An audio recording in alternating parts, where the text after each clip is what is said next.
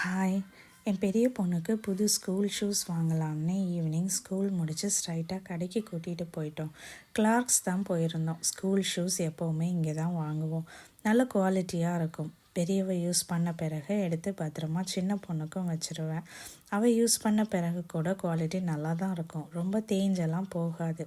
இங்கே shoe size கிடைக்கல. So design choose பண்ணி ஆர்டர் பண்ணிவிட்டு வந்துட்டோம்.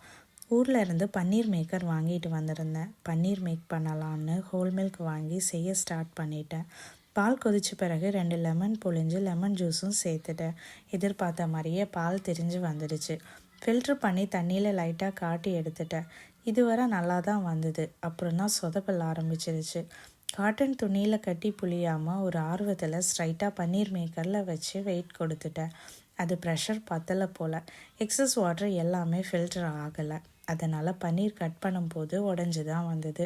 பீசஸ் ரொம்ப சாஃப்டாக இருந்தது. பட் சாப்பிட்டு பார்த்தப்போ டேஸ்ட் ரொம்ப நல்லா இருந்தது. அப்படியே சாப்பிட்டு காலி பண்ணியாச்சு. அழுத்தம் பத்தாதது தான் ரீசனானு சரியாக தெரியல. பட் பீசஸ் கையில் எடுக்கும்போது அந்த மாய்ஸ்டர் நல்லா ஃபீல் பண்ண முடிஞ்சுது. கண்டிப்பாக திரும்பவும் ட்ரை பண்ணி பார்க்கணும். தேங்க்யூ ஃபார் வாட்சிங். இன்னொரு வீடியோவில் பார்க்கலாம்.